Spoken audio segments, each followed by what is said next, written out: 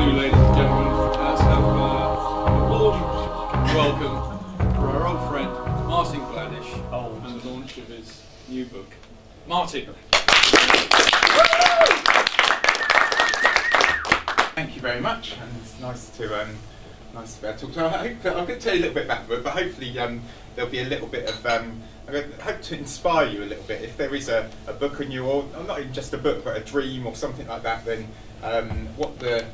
I'd be interested to know actually what that means to people. The Lazy Optimist, what you think when you read that.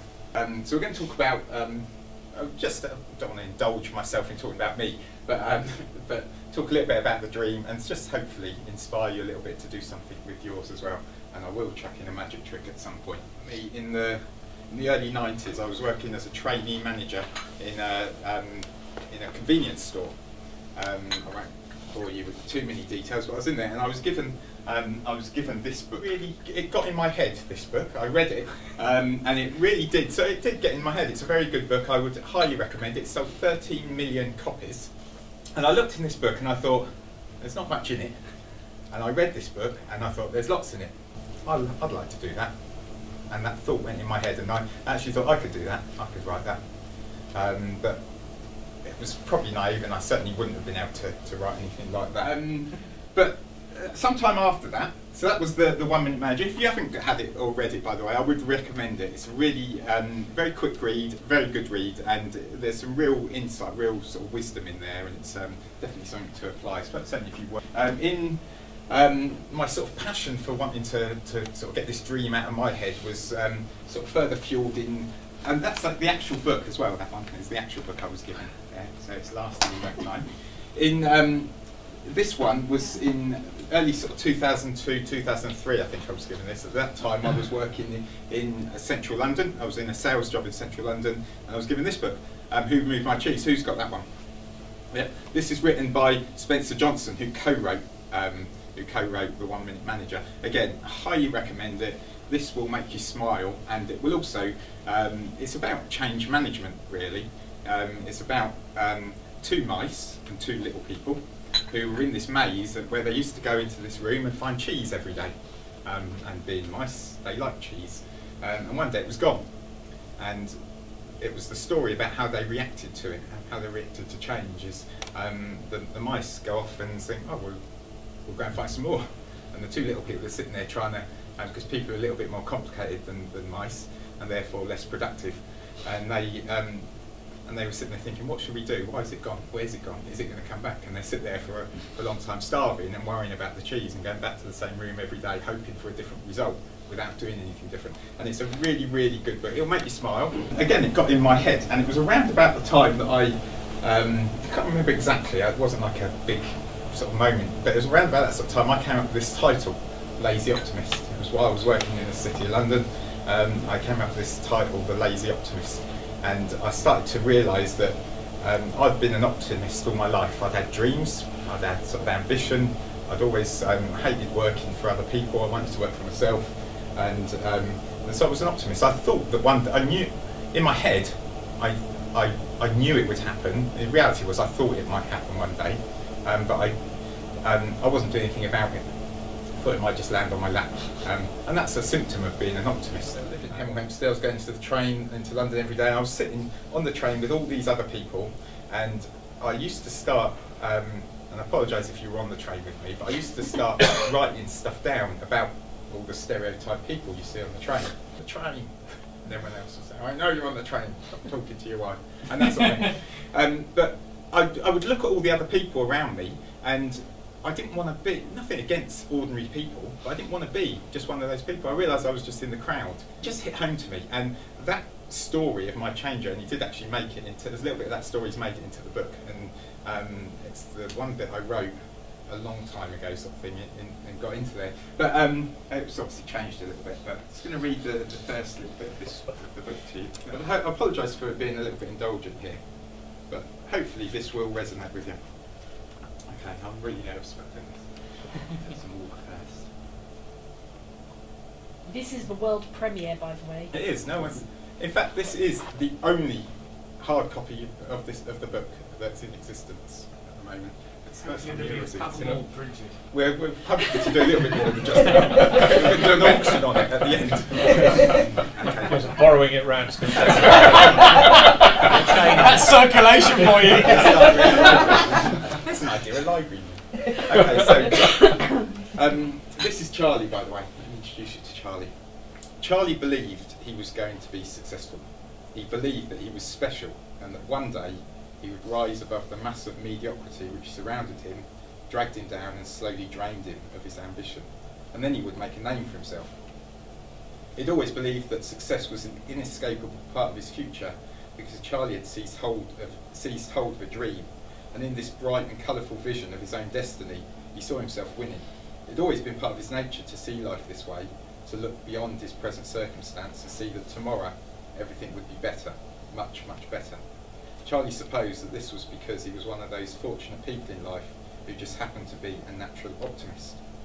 Later in life, Charlie would have a bookshelf full of books about the power of positive thinking and the importance of imagining yourself being successful. These books, some of which he'd even read, would add fuel to his dream and keep its embers burning long after the hopes of an ordinary, pessimistic man would have dwindled into darkness. Occasionally, he would look back on his life of desire, and with this library of dreams as a backdrop, he would picture each and every hope he'd ever had, sometimes bright, sometimes a shimmering mirage, but each one a declaration of his state of mind.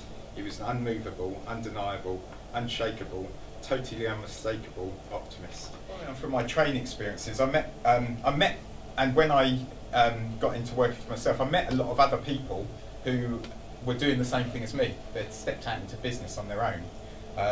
They'd sort of put a foot on the path to dreamdom, which is this little bit. They put a foot on the path to dreamdom, and but they were most of them, not all of them. Some of them were just flying, and they were very briefly. I hope I get it right. But what the deal I have with Muriel is we share everything. I've done the writing. Muriel's got the expertise. She's got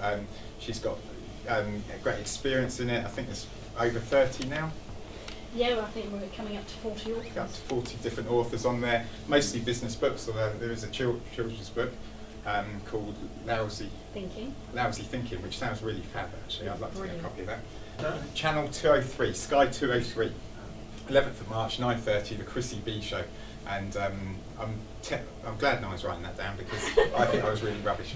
But anyway, it will be done. How many watches I think it's got that? Yeah. That particular channel. 40 million. Yeah, 40,000 apparently, which is small by TV standard. If I've got a book in you, then if you think you've got a book in you, then I would really urge you to talk to Muriel. Her experience is brilliant, and David's written a book using Muriel for that, and it is really good support, and I would really recommend that you do speak to her. And I'm going to do a magic trick now. I'm talking about nonsense. Right. Okay. Let's do this. Don't make the book disappear, it's the only copy at the moment. Yeah. Let's producing author. What I need for this, I need. Don't bring out a sequel. Who thinks they've got a book in them? Yeah? Could you help me then? You can come to the front. What I need you to do is take the pen. Have you got a title for the book? Diversity Dilemmas. Oh, I like that. So say stop anywhere you like. So, Okay. So what I want you to do is DD on there, just for diversity dilemmas. you want me to write it on? Yeah, right on. We've got them for you. With a little smiley face as well, which is good. Okay. Okay. So if you can just rub that, make sure that's dry. Oh, yeah. You don't want to smudge it. What I'm going to do, I'm going to take the card that represents your book, and I'm going to place that in here for now. Okay. If you could just pass the pen to Muriel, she doesn't know she's doing this. Actually, Muriel, if you could just come to the front and just say stop. Shall I sit down? Yeah, no, you're fine. Then. Just say stop anywhere you like. If you could stand so people can see. Stop. Okay. So I'd like you to just sign, put LI for live it. Yeah, LIP, go on. So that's what it's about. Yeah. Okay. Right, so what we're going to do is if you could just rub that, make sure that's dry. Just give it a quick blow because that's the magic. What we're going to do is I'm going to take the card that represents if you could just you can go back to your seat now actually. If you, I'd take the card that represents the publisher, okay, we're going to place that into the middle of that pack. And what I want you to see is that they've actually gone into different places in the pack. That's the important bit, yeah? Because you'll see that clearly. Yeah, I hope we got a close-up on that on the video. Okay, and what happens is they go into different places in the pack. Now, this is where the magic happens, because if you get the right book with the right publisher, this can happen. You hear, he says hoping. Should we need the magic pen? What should happen is the publisher's card turns face up in the pack. Yeah. Thank you. What we're going to do now, cut. What should happen now is that the author's book,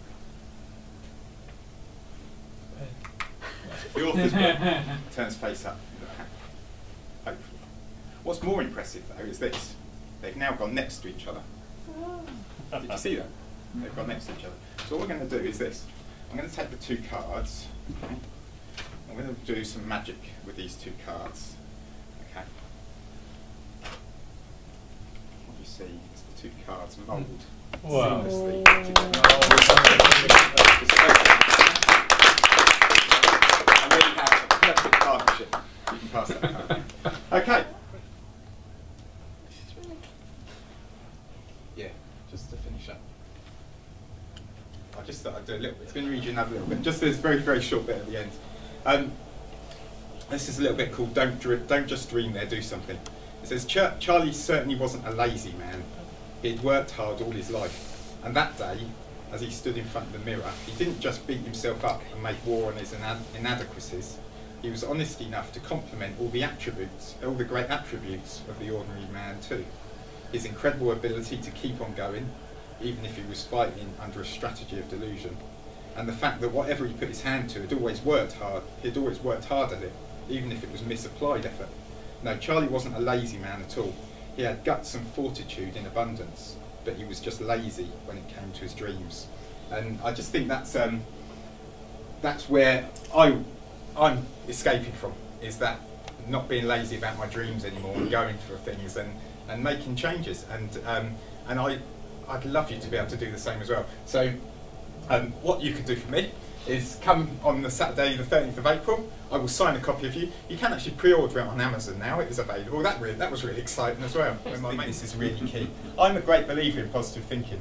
The power of it is incredible and what it can do, but I just think some people use positive thoughts as an excuse not to actually go and do anything with it. And that was, yeah, so that's just one of the lines from the book, which really, I think, sums up a lot of what a lot of us do. Yeah, so there you go, thank you very much.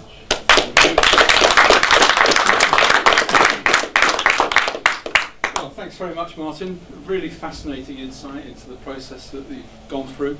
Looking forward to seeing the official launch at Waterson's or the book signing. I'm going to be there in the queue, and I hope a lot of you will be there.